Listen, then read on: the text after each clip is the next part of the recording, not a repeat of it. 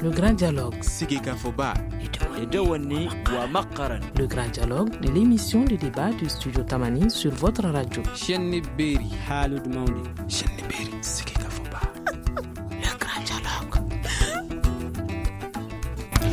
Au nord du Mali, la CMA et la plateforme sont accusées d'exaction. Une enquête de la MINUSMA est en cours sur cette affaire. La mission de l'ONU au Mali a regretté dans un communiqué l'existence de fausses communes et de nombreuses violations des droits de l'homme au nord du Mali, notamment à Kidal. La MINUSMA annonce avoir reçu 67 accusations imputées aux deux groupes armés signataires de l'accord pour la paix depuis la reprise des hostilités en début juin. Que s'est-il passé à Néfis? Qu'est-ce qui pourrait sortir de ces enquêtes? Les coupables seront-ils punis? Nos invités, Ilad Ag Mohamed de la coordination des mouvements de l'Azawad, Habala Ag Hamzata de la plateforme, Maître Khalifa Yaro, juriste, et Ibrahim Maïga du centre de recherche ISS. Je suis Mohamedou Touri. Le grand dialogue. Mesdames et messieurs, au nord du Mali, je le disais tout de suite, la CMA et la plateforme sont accusées d'exaction et la MINUSMA a ouvert une enquête. Ilad Ag Mohamed, quelle est votre réaction par rapport à ce communiqué de la MINUSMA? Ce communiqué, nous pensons qu'il est le bienvenu parce que les exactions dans Nazawad, ce n'est pas la première fois qu'il y en a eu. Pour ce qui est de la CMA, elle a longtemps attiré l'attention de toutes les organisations de défense des droits humains pour qu'il y ait quelque chose. Donc nous sommes très heureux qu'il y ait ce premier pas et j'espère qu'il va continuer pour nous permettre de situer entièrement les responsabilités, être édifiés par rapport à tout ça. Alors la CMA, votre groupe est un des accusés dans cette affaire. Est-ce que vous faites partie des coupables? Bon, écoutez, moi je crois que les enquêtes vont les déterminer. Il ne servira à rien que je vous dise d'ores et déjà, la CMA n'est pas responsable des violations des droits humains. Elle est prête à le prouver et puis elle est prête à aider également pour retrouver les véritables coupables. Habala Ag Hamzata, vous êtes un des responsables de la plateforme. Est-ce que vous aussi, vous confirmez que Habala n'est pas encore en ligne? Alors, Maître Yaro, que pensez-vous de cette enquête qui a été ouverte par la MINUSMA par rapport à cette situation? Elle entre dans le cadre normal des investigations qui doivent être opérées si des violations graves et massives des droits de l'homme de telle ampleur ont été commises. Donc, c'est tout à fait normal. Et c'est à saluer. Et donc, nous espérons simplement que ces enquêtes débouchent sur la manifestation de la vérité afin que les coupables soient retrouvés, poursuivis, arrêtés, traduits en justice et dûment jugés et sanctionnés. Les deux groupes armés, plateforme et CMA, sont déjà accusés. Est-ce que vous pensez quels sont auteurs de ces actes? Bon, j'ai écouté hier sur la chaîne RFI que ceux qui ont initié cette enquête, notamment la division protection et droits de l'homme de la MINUSMA, elle-même n'a pas pu dire avec exactitude qui sont les auteurs. Tout à fait. Je crois qu'une enquête est en cours et il faut peut-être attendre l'issue de ces investigations pour pouvoir dire qui de la CMA ou de la plateforme serait responsable des violations des droits de l'homme. Pour le moment, ce serait assez précipité d'essayer de situer les responsabilités dans un camp. Là, je pense qu'il faut, outre cette enquête, créer la nécessité de mettre en place une commission d'établissement des faits, qu'elle soit nationale ou qu'elle soit internationale. Elle pourra avoir l'avantage de pouvoir effectivement dire les conditions dans lesquelles effectivement ces massacres ont été perpétrés et dans lesquelles ces fausses communes ont pu être effectivement identifiées. Est-ce que les enquêteurs de la MINUSMA seuls pourront établir les faits? Bon, s'ils sont guidés par la manifestation de la vérité, je crois qu'on n'a pas besoin de toute une colonie pour pouvoir voir la vérité. Ibrahim Maïga, que pensez-vous de cette affaire? Je pense qu'il serait quand même quelque part hasardeux de se prononcer sur la culpabilité de tel ou tel groupe à ce stade, parce qu'on n'a effectivement pas d'informations pouvant les étayer, même si on peut raisonnablement penser que ce sont les deux coalitions de groupes armés qui se sont affrontés, que les victimes peuvent provenir des deux groupes également. Pour l'instant, moi je me garderais de porter un jugement sur les actions ou sur les crimes qui ont été commis, parce que à l'heure où je vous parle, je ne sais pas s'il s'agit de civils ou s'il s'agit de combattants appartenant à tel ou tel groupe armé. Il faut juste préciser que ce n'est pas la première violation du cessez-le-feu entre ces coalitions-là.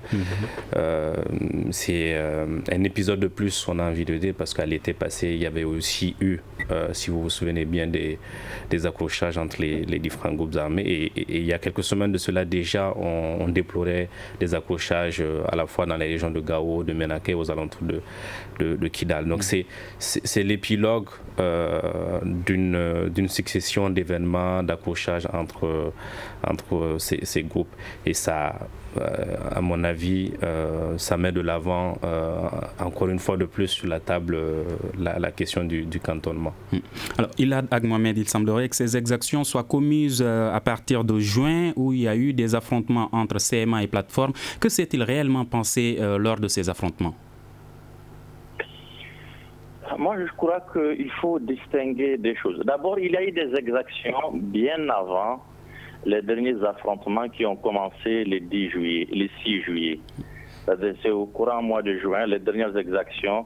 Sinon, il y a eu d'autres. Il y a eu des exactions que nous avons dénoncées il y a de cela 1 ou 2 ans, avec des images, des vidéos pour étayer tout ça. Les auteurs sont connus aujourd'hui.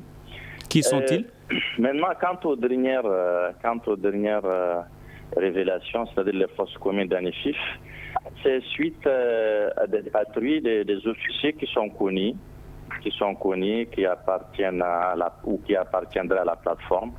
Parce qu'à un moment donné, il paraît que la plateforme niait que ce soit des officiers de son rang, mais c'est des gens qui portent des ordres de mission de la plateforme qui seraient donnés à des exactions sur des populations civiles. Il y a même un mineur parmi ceux-ci. Mais comme on l'a dit, à ce stade, il faut attendre un peu l'approfondissement des enquêtes.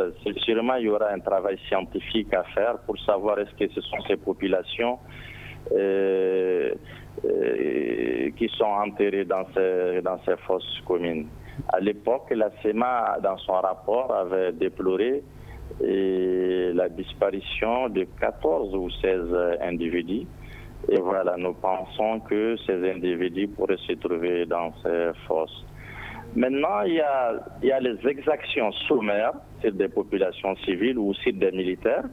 Il y a aussi des morts de combattants. Ça, c'est autre chose. Je crois que ce n'est pas ça qui est réservé. Un combattant qui est mort au combat, il est différent d'une personne, qu'elle soit civile ou militaire, exécutée sommairement.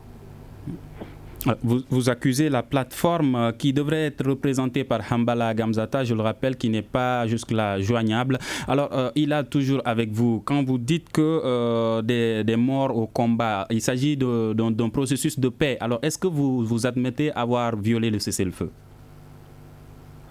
Et quel cessez-le-feu? Les cessez-le-feu, lesquels? Mais après signature de l'accord de paix, il devait y avoir même le processus de désarmement, DDR, désarmement, démobilisation, réinsertion, qui n'est jusqu'à présent pas encore, qui n'a pas encore démarré. Oui, écoutez, il faut pas l'accord de paix signé en mai et juin 2015 est un accord qui n'est pas seulement axé sur le volet sécuritaire. C'est un accord qui a plusieurs dimensions, dont les politico-institutionnelles, les sécuritaires, le développement, l'humanitaire. Et ensuite, après l'accord de paix en lui-même était un cessez-le-feu entre le gouvernement et puis la CEMA. Entre la CEMA et la plateforme, il n'y a jamais eu une signature de cessez-le-feu. Jamais. C'est pour votre information, parce que je vois des gens dire ils parlent de cessez-le-feu sans savoir de quoi il s'agit. Alors maintenant, quant au cantonnement, c'est un processus qui doit arriver après la mise en œuvre de certaines étapes de l'accord en lui-même. Il faut aller vers une opérationnalisation effective des mécanismes opérationnels de coordination qu'on appelle communément le MOC. C'est-à-dire, en gros, s'il s'agit de patrouilles mixtes entre les différentes parties. Et ces patrouilles mixtes, elles ont des missions bien connues. Et voilà, avancer progressivement jusqu'à arriver au cantonnement. Si vous voulez, les cantonnements et les désarmements, c'est pratiquement la dernière étape de tout ce processus. Et malheureusement, qui commence même difficilement. Même le MOC de Gao, qui était l'embryon, a des difficultés à connaître une véritable opérationnalisation. Vous avez suivi que les gens, même les populations locales de Gao, l'ont beaucoup accusé d'être inefficace. Il a même été traité d'une source d'insécurité, etc. Donc il y a énormément de travail. Il ne faudrait pas banaliser tout ça et croire que tout est rose. On peut tout de suite aller vers un désarmement. Il y a beaucoup de choses à faire en prélude à tout ça. Ibrahim Maïga, que pensez-vous de ces dits de Ilad Agmohamed, qui est le porte-parole de la SEMA? Alors, vous l'avez dit, c'est le porte-parole de la SEMA, donc il a une position claire. Moi, je suis là à titre d'analyste, donc j'analyse sur la base d'éléments qui sont à ma disposition.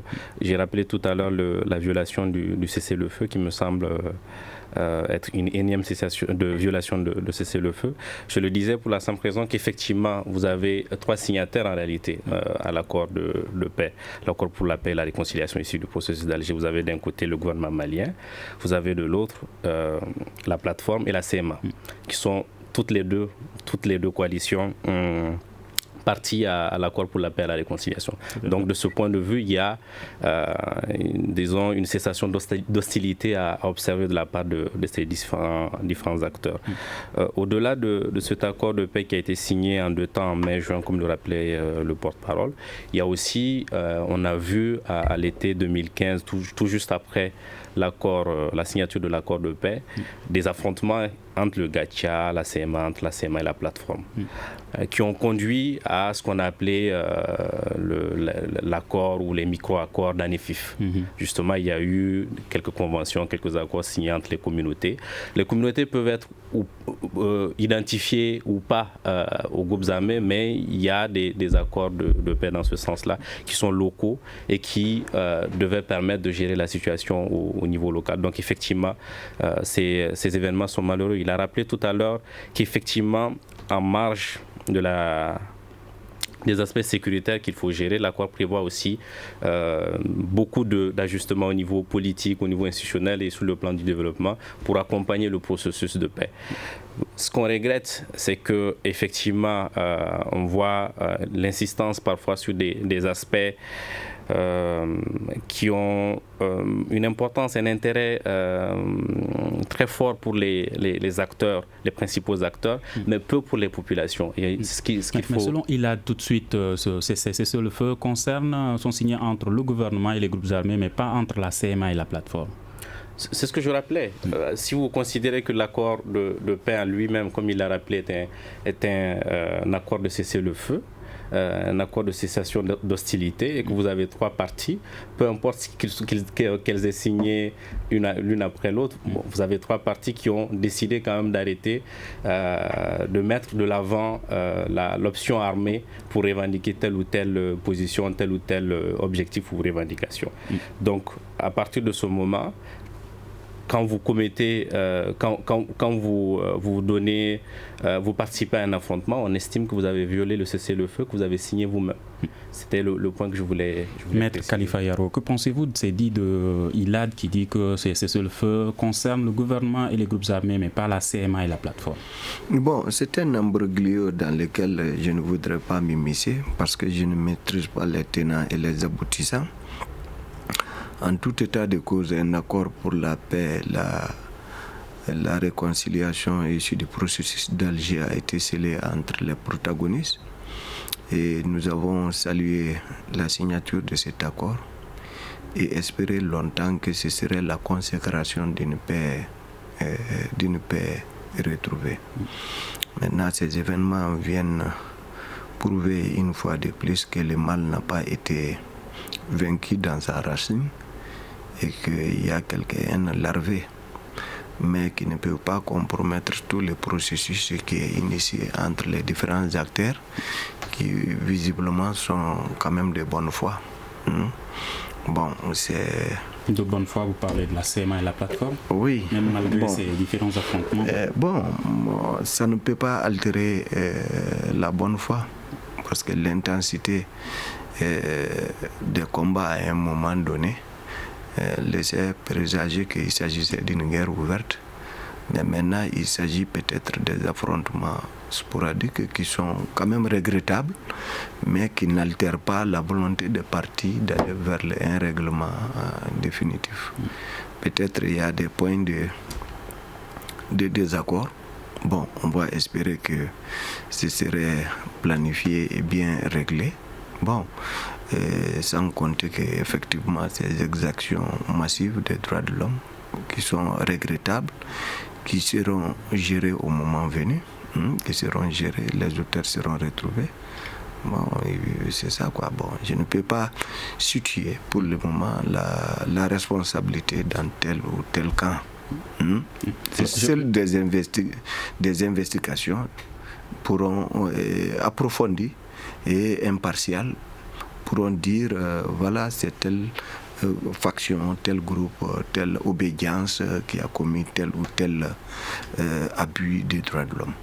Je rappelle que nos tentatives pour avoir un responsable de la MINUSMA à ce débat sont restées vaines. Également, la plateforme qui devrait être représentée par Hambala Gamzata n'est toujours pas joignable. Alors, nous allons écouter le premier adjoint au maire de la commune rurale d'Anefis, Isga Agsidi, qui confirme que des exactions ont été bien commises dans sa localité. Les exactions, il y en a eu un peu partout, surtout depuis qu'il y a eu des affrontements entre la CEMA et la plateforme. Il y a eu des exactions, il y a eu des exécutions sommaires, il y a eu des enlèvements de cheptels. Il y a tout en réalité comme exaction dans la zone. C'est ce qui a amené la MINUSMA à ouvrir une enquête et à se déplacer dans la zone. La MINUSMA a même mis à ouvrir des tombeaux, c'est-à-dire des fosses communes, et ils ont trouvé des corps. L'État n'existe plus, le territoire est abandonné à lui-même, le territoire est abandonné à des bandes armées. Tout peut se faire et tout se fait en réalité. Il y a eu toutes sortes de sévices. Il faut que la MINUSMA nous sécurise parce que les populations ne se sentent pas en sécurité. Les populations sont abandonnées à elles-mêmes. Sur la route d'Anefis à Tangara, il faut que ça soit déclaré, c'est-à-dire un territoire 100 mètres où il est formellement interdit d'y porter des armes, d'y circuler avec des armes.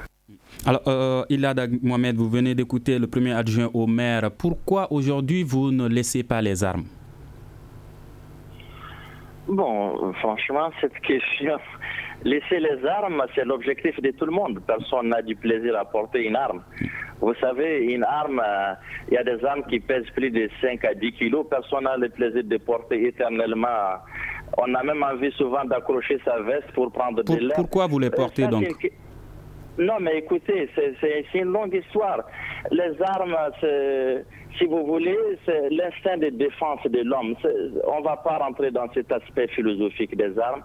Aujourd'hui, on a déjà manifesté la volonté de les laisser tomber une fois que les conditions seront réunies. Moi, je crois que cet accord est déjà la formule, c'est le chemin qu'il faut prendre pour un jour arriver à un espace pacifié où il n'y a pas d'armes qui circulent. Vous dites que vous êtes prête à les laisser une fois que les conditions... S'il vous plaît, monsieur. Du processus, on souhaite aller vers un désarmement. C'est l'objectif final. Vous dites que vous êtes prêt à les laisser quand les conditions seront réunies. Quelles sont ces conditions? Mais, monsieur le journaliste, je crois que vous êtes un journaliste aujourd'hui qui suit un peu ce qui se passe. Justement, et c'est pour ça que je pose des questions. Doucement, excusez-moi. C'est d'abord un accord entre des mouvements armés et un gouvernement qui sont parvenus à un accord. Et c'est dans cet accord qu'on a parlé d'un processus qui va aboutir à un désarmement au bout du tunnel. Et on est encore dans ce processus. Ça veut dire que les gens vont garder leurs armes tant que le processus n'aboutit pas à un désarmement. Que voulez-vous que je vous dise? Vraiment, votre question, elle me paraît un peu... Moi, je ne la comprends pas très bien. Alors, une autre question. Vous dites que vous avez... C'est comme si je vous dis pourquoi vous portez votre micro. Vous dites... Ah, donc, ça semble être votre travail alors. Alors, vous dites tout de suite que vous avez interpellé la MINUSMA depuis longtemps par rapport à ces exactions. Pourquoi n'a-t-elle pas réagi? selon vous? Mais je ne sais pas, je crois que je regrette l'absence de l'agent de l'aménagement du cadre là, qui devait être là. C'est lui qui est mieux placé pour répondre à cette question.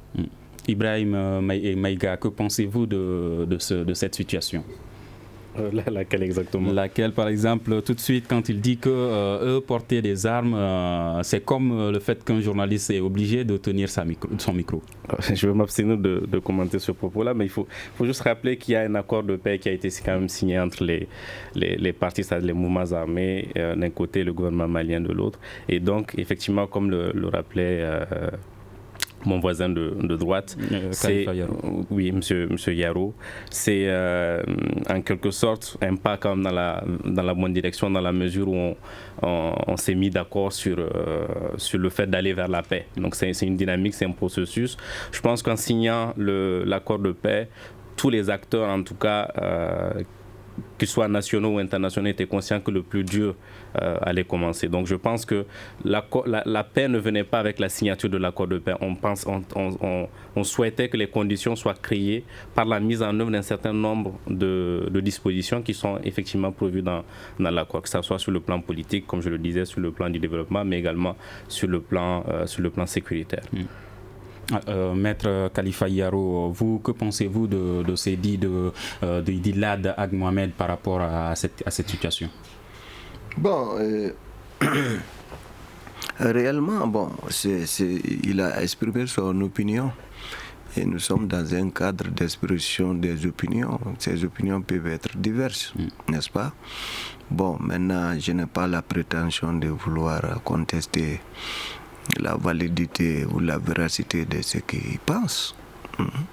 S'il pense que pour le moment le processus n'est pas au bout et qu'il préfère garder leur arme, bon, peut-être que c'est un des fondements de leur motivation à aller vers la paix, n'est-ce pas? Mais en tout état de cause, ce que moi je tiens quand même à saluer, c'est qu'il y a eu cet accord. C'est que beaucoup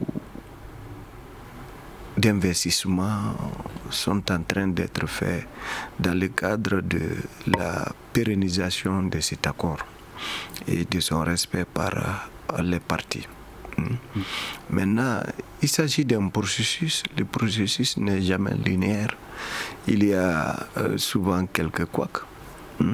Bon, ça ne veut pas dire que je minimise ce qui s'est passé, mais bon, ça veut dire simplement qu'il y a des difficultés qui sont inhérentes à une telle entreprise, n'est-ce pas? Mais ce qu'il faut, c'est que quand les partis décident d'aller dans un accord de ce genre, il faut faire expression de bonne foi. Et ça, c'est incompatible quand même avec le fait d'agiter des armes à tout bout de champ, le long du processus, pour montrer les muscles des bras. Bon, et comme ça, vraiment, ça va un peu altérer la volonté. Moi, je pense qu'il vaut mieux aller dans un processus où les partis se respectent et respectent à la fois les engagements qu'elles prennent les uns vis-à-vis des autres et les uns vis-à-vis de la communauté internationale, c'est tout. Monsieur Maïga, vous voulez réagir? Oui, en fait, quand vous regardez le processus de paix, tant sur le plan de la mise en œuvre de l'accord de paix que sur le respect d'un certain nombre de dispositions telles que le cessez-le-feu, vous vous rendez compte quand même qu'il y a un problème de confiance, un déficit de confiance entre les différentes parties qui fait que pour de simples détails, on perd parfois des mois.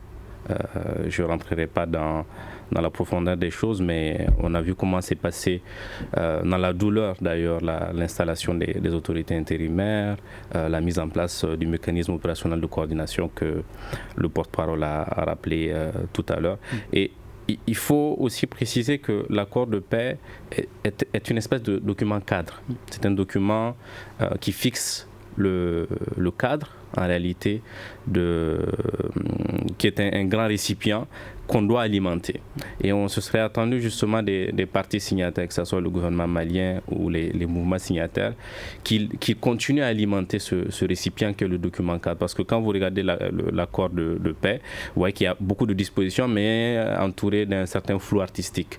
Et je pense que les négociateurs l'ont fait à dessein pour permettre justement aux parties elles-mêmes de fixer dans les détails, de visser dans les détails les dispositions. Et c'est pour cela que je pense qu'il y a quand même beaucoup d'occasions manquées de part et d'autre pour aller véritablement vers la paix. Il faudrait que les parties commencent à se faire confiance, qu'elles montrent qu'elles se font confiance pour que ensemble elles mettent en place les voies et moyens pour arriver à une paix véritable. Je pense que c'est à ce prix-là qu'on peut observer un changement de dynamique, parce qu'effectivement quand vous regardez le processus de paix, vous sentez soit une lenteur, soit des coups de canif qui sont portés au document. Donc je crois qu'une des façons d'aller véritablement et de montrer sa bonne foi, c'est de mettre en place des canaux de communication qui puissent gérer, j'ai envie de dire, les problèmes locaux, qui sont en réalité les problèmes qui touchent le plus, que ce soit les partis signataires, mais aussi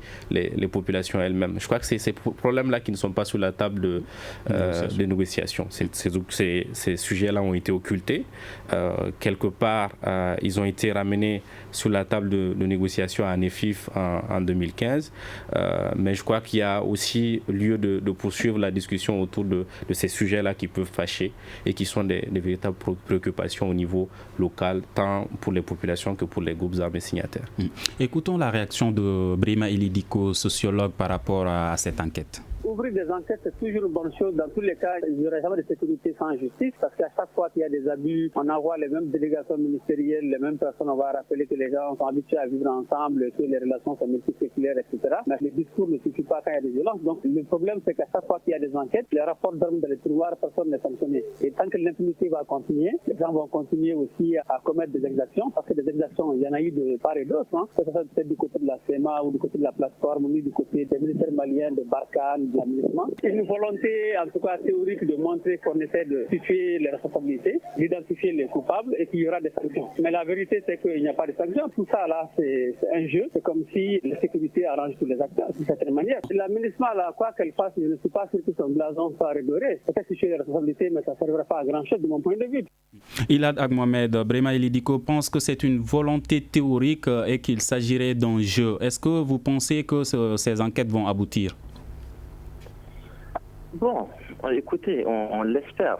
Je comprends bien son inquiétude, franchement, parce qu'aujourd'hui, l'attente de tout le monde, c'est ça. C'est pourquoi moi je disais au départ que nous saluons un peu ce premier pas. De toute façon, il faut l'encourager. Parce qu'aujourd'hui, l'attente de tout le monde, que dans toutes les localités, pas seulement à Kidal ou Menakaogao, surtout les territoires nationaux, les gens aujourd'hui ont envie de sentir quelque chose contre l'impunité. Et espérons que ça soit le début d'un processus. Et surtout, il ne faudrait pas que ça soit un processus qui traîne, qui va nous amener encore, si vous voulez, qui va nous mener à une situation encore désespérée qui risque d'encourager même l'impunité.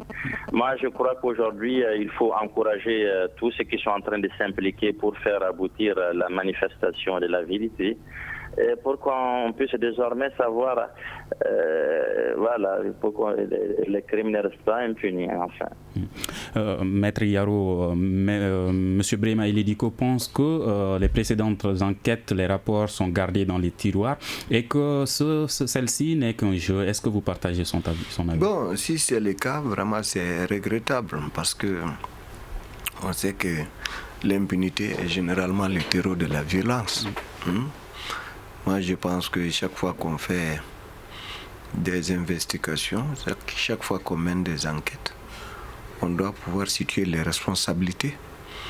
Et dès lors que les responsabilités sont situées, il faut mettre en œuvre les mécanismes de poursuite et de protection des droits de l'homme par le biais de la justice, afin que effectivement les victimes puissent au moins être apaisées dans leur douleur. Bon, c'est regrettable qu'il y ait déjà quelques passages de l'expert indépendant des Nations Unies qui a fait quelques missions dans tous les pays pour sortir la situation, l'état de lieu des droits de l'homme au Mali. Bon, après c'est quoi? C'est des conférences de presse pour dire la teneur du rapport. Bon, en termes de réponse politiques et judiciaires, il est à regretter qu'on ne voit pas assez d'action.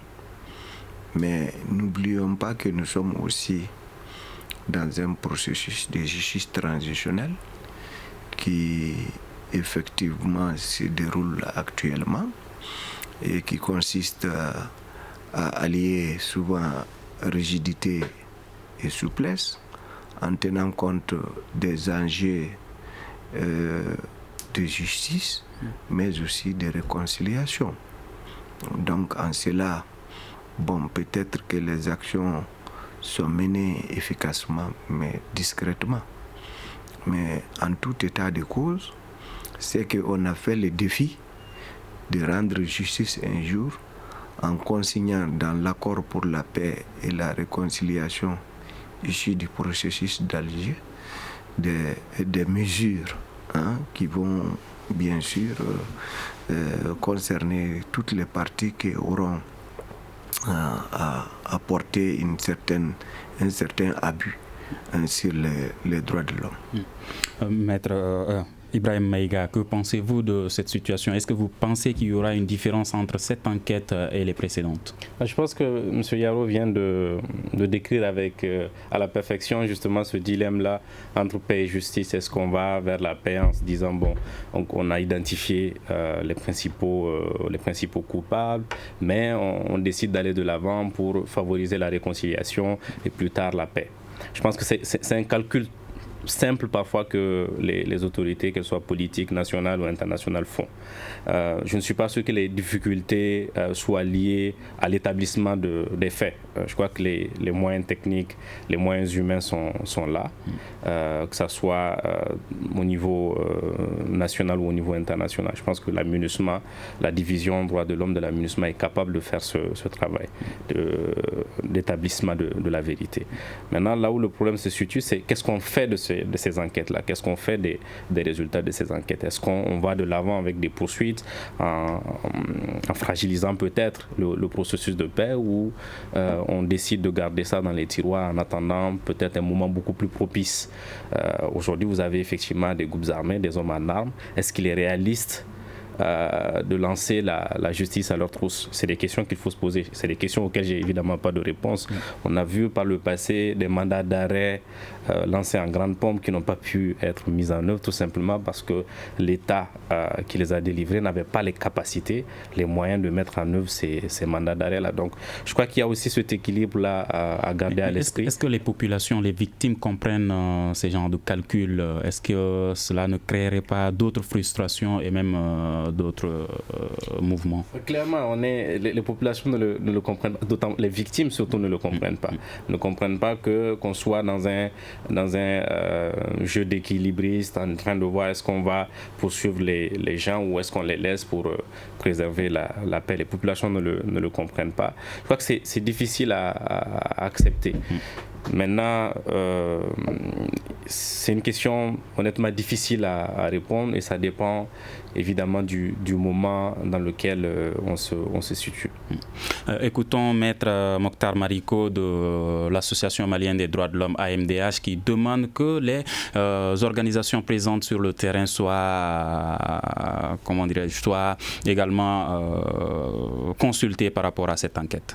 Depuis 30 très longtemps, nous sommes là en train d'attirer l'attention des autorités de la communauté internationale sur le fait qu'au nord du Mali, c'est une zone de non-droit malgré la signature de l'accord de paix et que la recrudescence de la violence est en train de prendre un grand pas et que tous ces groupes sans exception sont en train d'utiliser des enfants soldats. Et la raison est très simple parce que les écoles sont fermées. Et je ne suis pas surpris que la MINUSMA puisse revenir sur ces informations en renseignant et en informant non seulement les Maliens mais aussi la communauté internationale sur les exactions commises par ces groupes aux armées au nord du Mali. À ces violations-là, les alternatives sont très simples. D'abord, procéder à des enquêtes afin que ces exactions et crimes ne restent pas impunis. Et ensuite, prendre des sanctions ciblées contre tous ceux qui vont se sentir en dehors de la République, c'est-à-dire tous ceux qui ne vont pas dans le respect de l'accord de paix. Mais moi, je voudrais que la MINUSMA puisse associer aussi nos organisations qui sont sur le terrain. Et je pense que cela va donner beaucoup de crédibilité aux informations qui sortiront de ce rapport.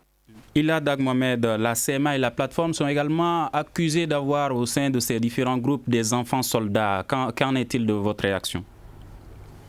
La CMA n'a pas d'enfants soldats, vraiment. Je ne vais pas tarder sur ça. Sauf que je souhaite que l'intervenant de tout à l'heure qui parle des organisations de défense des droits de l'homme, j'attire son attention pour que vraiment, moi je souhaite qu'on parle un peu de l'impunité d'une manière générale. Aujourd'hui, excusez-moi, c'est pas pour faire oxygène, mais c'est pour déplorer le fait qu'on ne parle pas suffisamment des violations des droits humains et de l'implication de ces associations des droits de l'homme par rapport à des exactions qui se font tous les jours. On ne les a jamais entendues. Rien qu'avant-hier, il y a eu des exactions des populations entre elles-mêmes avec des énormes pertes en vie humaine dans la zone de Koro, etc. Il y en a tellement dans la région de Mopti et même aussi d'ici. Mais on n'en parle pas, on ne les entend pas. Donc si vous voulez vraiment parler du bien fondé de vos organisations, il faut qu'on les sente et il faut que ce soit des organisations, leur crédibilité en dépend. Il faut qu'elles soient impartiales. Je vois qu'elles sont surtout concentrées sur les cas qui se passent à Nefif ou un peu dans ces zones, mais ils ne parlent jamais suffisamment de ce qui se passe au sud du pays. Maître Yaro, la MDH demande que les organisations présentes sur place soient consultées par rapport à cette enquête et il pense que ces organisations ne réagissent pas. Non, ce n'est pas. Moi, je pense que leur vocation est d'agir dans le sens de la protection et de la promotion des droits de l'homme. Donc, elles n'ont pas besoin d'être consultées. C'est leur raison d'être. Dès qu'elles ne parviennent pas à satisfaire à cette exigence, je pense qu'elles perdent leur substance. Une organisation qui se crée dans le but d'assurer un objectif bien déterminé doit pouvoir se doter de techniques et de moyens suffisants pour atteindre ces objectifs. On n'a pas besoin d'être consulté, on n'a pas besoin d'être associé. On s'associe parce que c'est son cadre d'intervention, c'est sa raison d'être, un point c'est tout. Est-ce que Maïga pense que ces organisations doivent être impliquées? Alors, au risque de jouer l'avocat de Maître Mariko, avocat que je ne suis pas d'ailleurs, je pense qu'en parlant d'association, il fait probablement référence au fait que dans les enquêtes qui sont menées, qui sont faites par la MINUSMA, il est important d'écouter les organisations de défense des droits de l'homme, de protection des droits de l'homme, qui ont aussi l'occasion de collecter des informations sur le terrain. C'est des organisations, la MDH par exemple, qui est présente théoriquement sur tout le territoire malien, qui a donc des canaux de transmission importants et donc qui peut éventuellement faire remonter l'information à qui de droit. Donc je pense que c'est dans ce sens-là, dans cette optique-là que Maître Mariko dénonce le peu d'inclusivité ou d'implication des associations et des organisations de défense des droits de l'homme sur le plan peut-être national. Je ne sais pas ce qu'il en est sur le plan international. Est-ce que les organisations de défense des droits de l'homme comme la FDH, à laquelle d'ailleurs est liée la MDH, ou Human Rights Watch ou Amnesty International sont consultées dans le cadre des enquêtes faites par la MINUSMA? Je pense que c'est plutôt dans ce sens-là qu'il faut inscrire l'intervention de Maître Mariko. Par rapport au processus de paix, il y a le chef de la MINUSMA qui annonce que l'accord de paix est dans l'impasse aujourd'hui. Qu'en pensez-vous? Bon, j'avoue que l'accord, il souffre. Il est gravement atteint, c'est-à-dire gravement malade. Il faut faire quelque chose. Et je profite de l'occasion pour demander à l'acteur principal, c'est-à-dire le gouvernement malien, même s'il est partie signataire de l'accord, il est l'un des premiers responsables dans sa mise en œuvre parce que c'est lui qui détient un peu les moyens, etc. Il a le rôle premier à jouer. À ce qu'il se ressaisisse rapidement pour essayer de mettre cet accord. J'avoue que je lui reconnais certaines initiatives, déjà les gouvernements qui cherchent à faire avancer les choses à travers des initiatives prises au niveau de la primature, etc. Mais au jour d'aujourd'hui, il faut que le gouvernement... Et M. Meiga Ibrahim, que je salue sur ce plateau, a dit une chose très importante. Il a parlé de la crise de confiance entre les acteurs. Et cette crise de confiance, elle est née essentiellement de la complicité entre le gouvernement et puis les mouvements de la plateforme. Parce que pour nous, c'est la même chose. Vraiment, c'est lui qui entretient les groupes pro-gouvernementaux. Et tant qu'il ne gère pas cet aspect, il est difficile pour la CEMA de regarder en face le gouvernement et de lui faire confiance. Parce que nous pensons que tous les engagements qu'il prend ou toutes les actions qu'il entreprend vont dans le sens, si vous voulez. De toute façon, il ne nous paraît jamais clair. Sa bonne foi ne nous paraît jamais assez clair. Voilà un peu le véritable problème. Et si jamais on arrive à dépasser ça, et je crois que ça va rouler. Pour la première fois qu'on entend parler d'un accord signé entre trois parties, c'est fait exprès. En réalité, la plateforme elle a participé au processus dans l'objectif, dans le seul but de vider cet accord de sa substance. Et là, je crois qu'il faut qu'on ressaisisse aujourd'hui, qu'on dise aux gens, aux uns aux autres, de revenir sur cet accord, de le mettre en œuvre, parce qu'à mon avis, il comporte des choses essentielles pour aller vers une paix durable dans ce pays. Alors, vous accusez encore la plateforme et je rappelle encore que nous avons essayé d'avoir la plateforme. Elle devrait être représentée par Ambala Ag Amzata qui n'est pas joignable. Monsieur Yaro, pourquoi l'accord aujourd'hui est dans l'impasse et qu'est-ce qu'on pourrait faire pour faire évoluer la situation? Bon, l'intervenant de tout à l'heure disait que la situation est grave, l'accord est malade. Mais il n'a pas dit que l'accord est mort. Quand l'accord est malade, il faut chercher la thérapie, il faut chercher les médicaments nécessaires. Moi, je pense que certains estiment que il y a un problème une crise de confiance.